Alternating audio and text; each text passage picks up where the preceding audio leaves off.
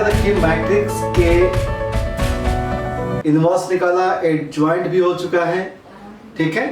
और अब हमें बात करनी है सॉल्यूशन ऑफ इक्वेशंस के बारे में, जिसके लिए हमें यूज करना है रैंक ऑफ मैट्रिक्स, ठीक है। तो पहली चीज तो हम लोग ये समझ लेंगे कि एक्चुअल में रैंक ऑफ मैट्रिक्स होती क्या है। तो पहले रैंक निकालना सीखेंगे, उसकी प्रॉपर्टीज के बारे में बात करेंगे, और देन हम इसका यूज करेंगे कि हम इसका यूज सॉल्यूशन ऑफ इक्वेशंस में कैसे करते हैं, ठीक है। तो बेसिक से चलेंगे हम लोग, बहुत छोटे छोटे पार्ट्स के बारे में बात कर लेंगे रैंक ऑफ मैट्रिक्स के लिए, ठीक है। तो सबसे पहला काम हमें करना है कि रैंक एक्चुअल में सीखना है कि रैंक क्या है। तो रैंक ऑफ मैट्रिक्स,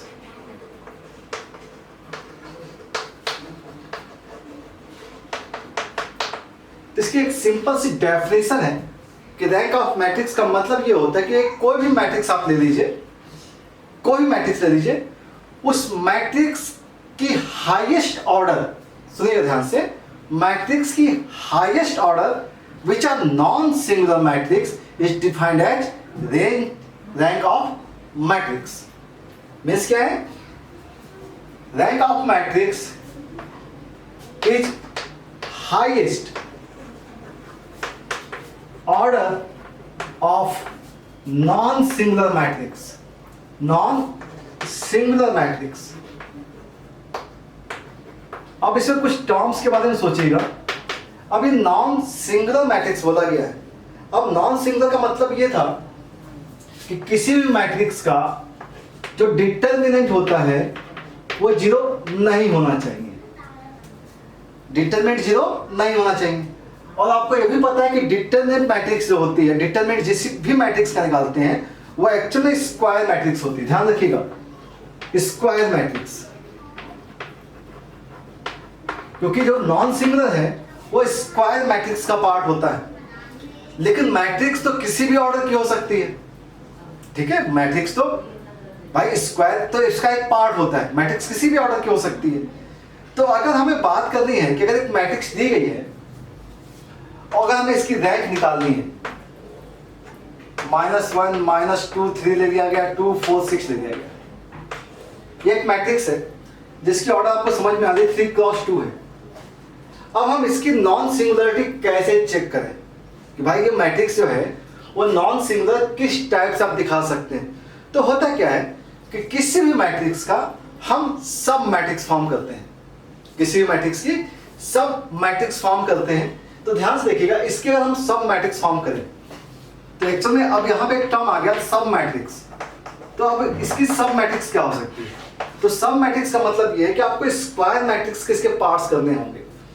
अब देखिएगा, हम इसकी मैट्रिक्स के अगर मान लीजिए A1 ले लिया हमने, इसकी A है, इसका A1 ले लिया, तो हमने इस टाइप से एक मैट्रिक्स फॉर्म की -1 -2 2 4। ध्यान से देखिएगा, इसको हमने ले लिया, this is the 2 cross 2 matrix. क्योंकि इस मैट्रिक्स की स्क्वायर मैट्रिक्स जो है वो 3 क्रॉस 3 नहीं हो सकती है। ये 3 क्रॉस 2 दिया गया तो ऑब्वियस सी बात है 2 क्रॉस 2 हो सकती है, 3 क्रॉस 3 नहीं हो सकती है, क्योंकि थर्ड कॉलम नहीं ला सकते। तो जो बनाना है वो आपको इसी मैट्रिक्स से फॉर्म बनाना है। तो हमें क्या करना है, A1 हमने एक सब मैट्रिक्स ले ली। अच्छा, A2 भी ले सकते हैं। A2 देखिएगा -1 2 ले सकते हैं और 3 6 ले सकते हैं।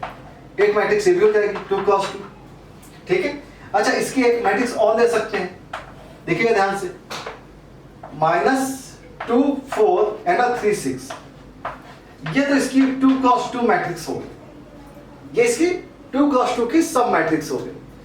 अब इससे छोटी क्या हो सकती है? इससे छोटी 1 क्रॉस 1 हो सकती है।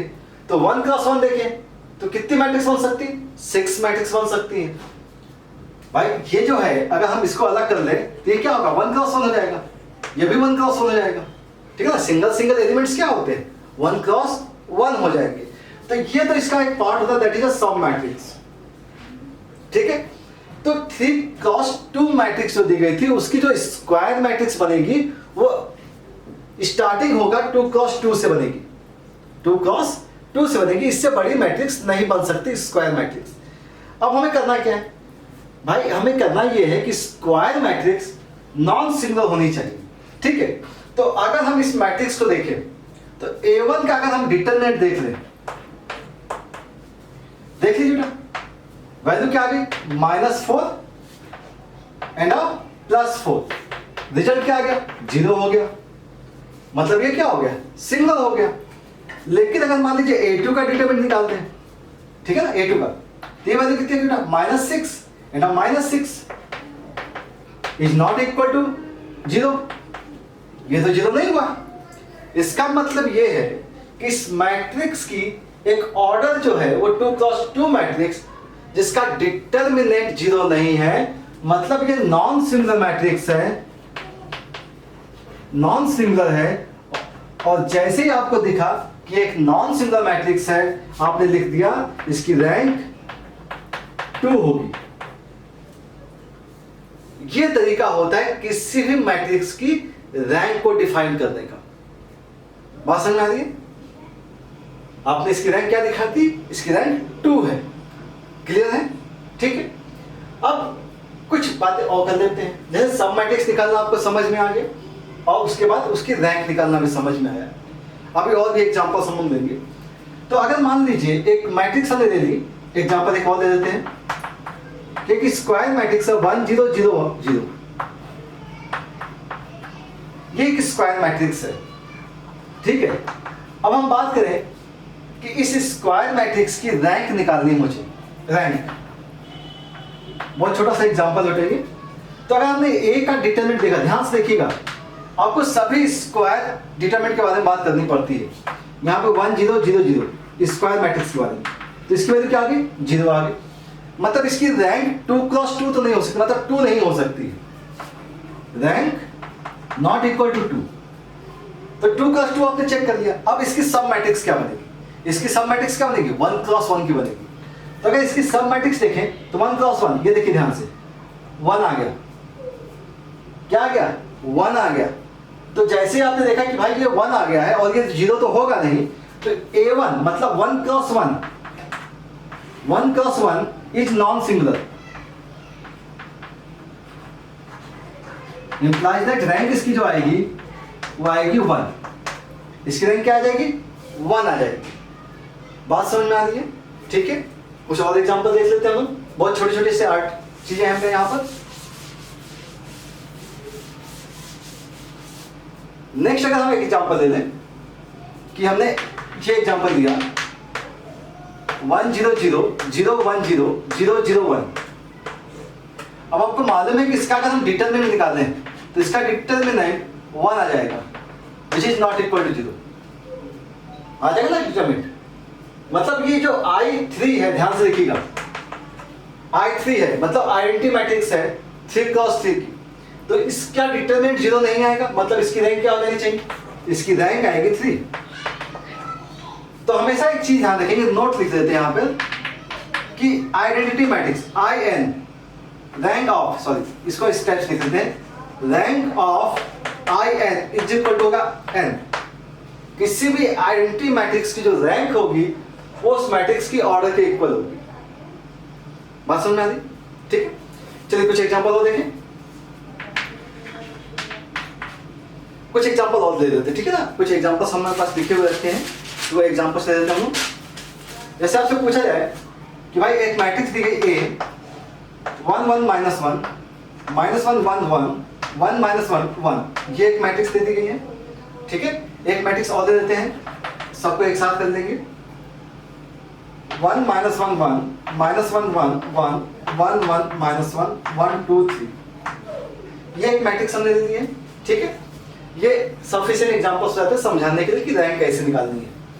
अब जैसे ये मैट्रिक्स दे दी गई है और एक दूसरा एग्जांपल दे दी है, तो सबसे पहला काम ये करना है कि तो 3x3 है, तो स्टार्टिंग आपकी किससे होगी 3x3 मैट्रिक्स से होगी। सबसे पहला काम ये करना है कि मुझे इस मैट्रिक्स का डिटरमिनेंट फाइंड आउट करना है, ठीक है। सबसे पहला काम ये करना है, चेक कीजिए बेटा, 1 हो गया, 1 के रिस्पेक्ट में अगर देखें तो ये आएगा 1 -1 मतलब +1 हो जाएगा, तो वैल्यू 2 आ जाएगी। ये +1 हो गया, 1 -1 हो जाएगा, रिजल्ट 0 आ जाएगा यहाँ पर, एंड 1 प्लस का 1 आ गया और इसके रिस्पेक्ट में जो रिजल्ट आया वो आया 1 + 1 मतलब 2 आ जाएगा और रिजल्ट आ जाएगा 4, मतलब वैल्यू 0 नहीं आई, तो नॉन सिंगुलर हो गया ना।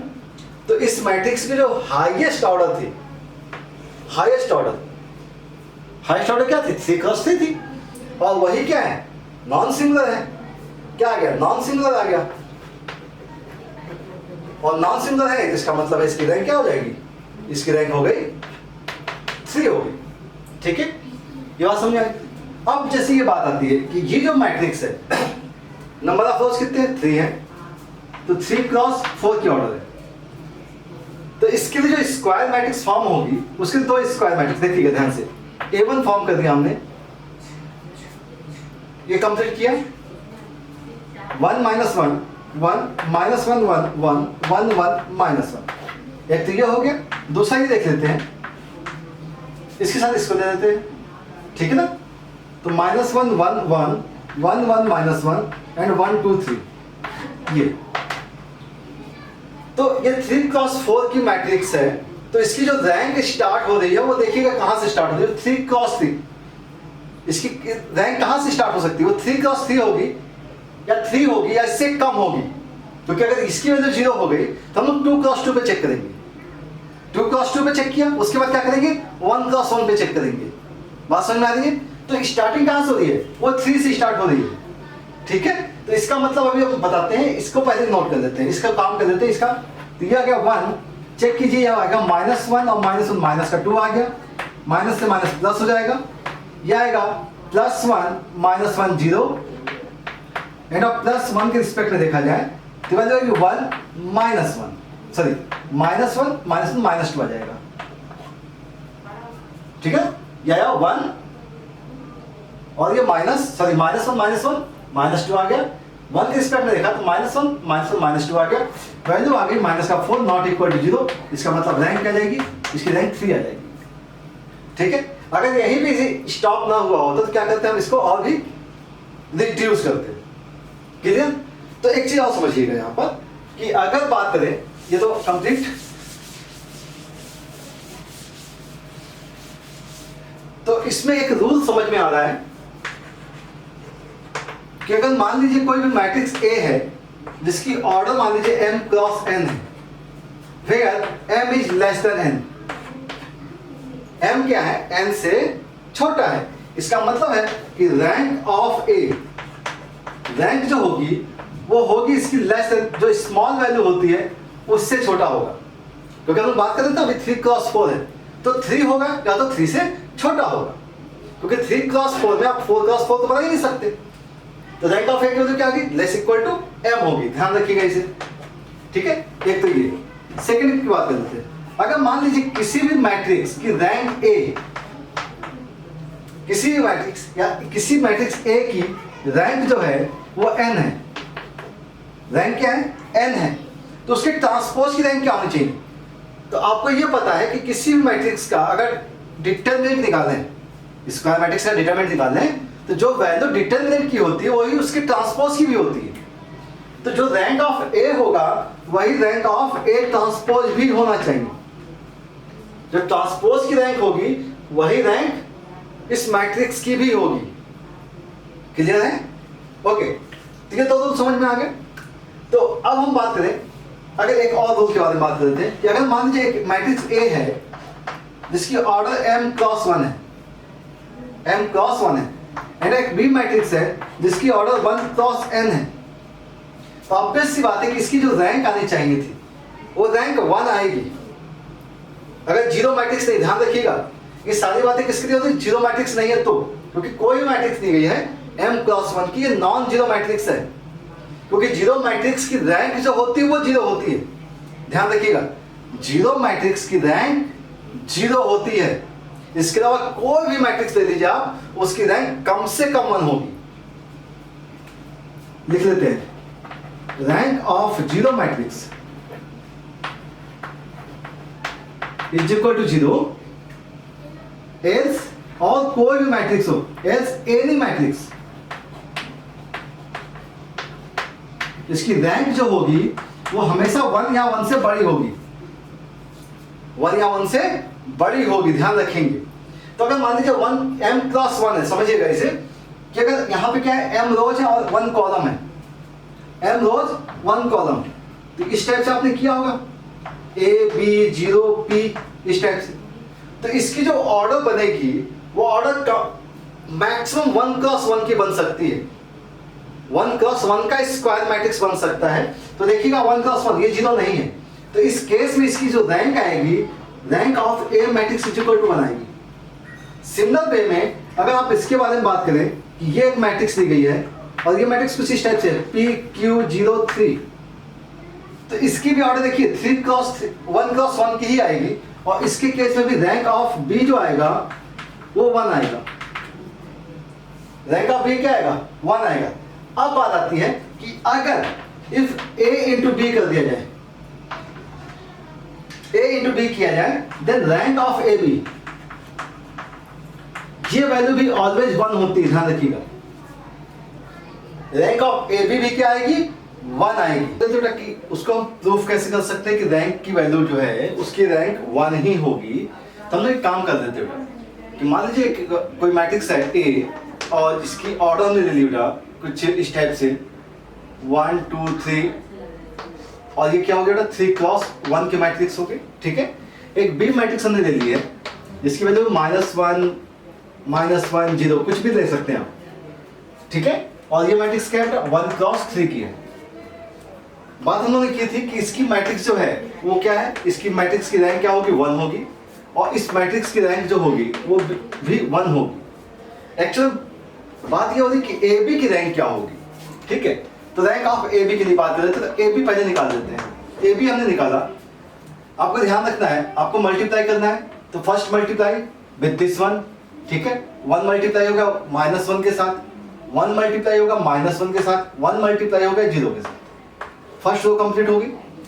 देन सेकंड रो के बारे में बात कर लेते हैं, तो -2 आ गया, -2 आ गया, एंड 0 आ गया। एंड थर्ड रो के बारे में बात कर लेते हैं, तो वैल्यू दिखेगी -3 एंड 0। ये मैट्रिक्स मल्टीप्लिकेशन तो हो गया। अब मल्टीप्लिकेशन किया तो आपको एक चीज तो दिख रही है कि ए बी का जो डिटर्मिनेंट है, डायरेक्ट अगर आप देखें तो -1 -2 -3, -1 -2 -3, और ये आया 0 0 0, ठीक है। बात समझ आ रही है? आपने क्या किया? मल्टीप्लाई करके देख लिया। भाई फर्स्ट रो से मल्टीप्लाई, फिर सेकंड रो, फिर सबसे मल्टीप्लाई, फिर थर्ड रो, इन सबसे मल्टीप्लाई हो गया। बात समझ आ रही है? तो आपको इसी टाइप से मल्टीप्लिकेशन करना है। मल्टीप्लाई किया, डिटरमिनेंट वैल्यू क्या आ गई? आपको दिख रहा है 0 है। तो इसका मतलब कि रैंक ऑफ ए बी की वैल्यू जो होगी वो लेस इक्वल टू 3 होगी, लेस इक्वल टू 3 होगी। अब एक काम करते हैं, 2 क्रॉस 2 भी चेक कर लेते हैं। 2 क्रॉस 2 भी चेक कर लेते हैं। तो रैंक ऑफ ए बी अगर 2 क्रॉस 2 चेक कर रहे हैं तो ए बी का हम एक फर्स्ट मैट्रिक्स फॉर्म कर लेते हैं। कोई भी 2 क्रॉस 2 देख लीजिए, -1 -1 -2 -2, ठीक है। इसका रिजल्ट आपको क्या दिख रहा है? इसका रिजल्ट भी 0 दिख रहा है। इसका डिटरमिनेंट क्या दिखेगा? इसका डिटरमिनेंट भी आपको 0 दिख रहा है, क्योंकि वैल्यूज क्या है? सेम है। यहां देख लीजिए, अगर मान लीजिए दूसरी मैट्रिक्स से कोई भी आइडेंटिफाई कर लेते हैं, 2 मैट्रिक्स ले लिया और ये वैल्यू -2 0 -3 0, तो 0 के साथ जो भी मैट्रिक्स होगी उसका डिटरमिनेंट क्या होगा? 0 होगा। ये भी 0 हो गया, ठीक है ना। तो इसकी रैंक अब 2 भी नहीं हो सकती, बाकी भी आप चेक कर लीजिएगा, ठीक है। किसी को भी चेक कर लीजिएगा। आपने ये लिया तो भी 0 हो गया, आप इसको और इसके साथ ले लीजिए तो भी 0 हो जाएगा, किसी के भी साथ ले लीजिए, इसकी रैंक 2 नहीं हो सकती, क्योंकि 2 क्रॉस 2 मैट्रिक्स की डिटरमिनेंट की वैल्यू 0 आ रही है। तो इसका मतलब क्या हो गया? अब आपको क्या करना होगा? अब ए बी का 1 क्रॉस 1 निकालना पड़ेगा आपको, 1 क्रॉस 1। और 1 क्रॉस 1 अगर आप देखते हैं तो अगर आपने देखा किसी मैट्रिक्स के लिए, तो ऑब्वियस सी बात है इसकी रैंक क्या आएगी बेटा? 1 नहीं आएगी, क्योंकि ये वैल्यू 0 नहीं है। इसका डिटरमिनेंट 0 नहीं है, तो इसकी रैंक क्या आ गई? 1 आ गई। आप इसी टाइप से कोई भी एग्जांपल लेकर के चेक कर सकते हैं कि भाई जो हम मैट्रिक्स ले रहे हैं उसकी रैंक क्या आ रही है, ठीक है। तो ये जस्ट वेरिफिकेशन के लिए मैंने आपको बता दिया कि आपने वेरीफाई कर लिया कि किसी भी रैंक, किसी भी मैट्रिक्स अगर 3 क्रॉस 1 है या m क्रॉस 1 है या n 1 क्रॉस n है, तो ए बी की जो रैंक होगी वो रैंक क्या होगी बेटा? उसकी रैंक भी 1 ही होगी, ओके।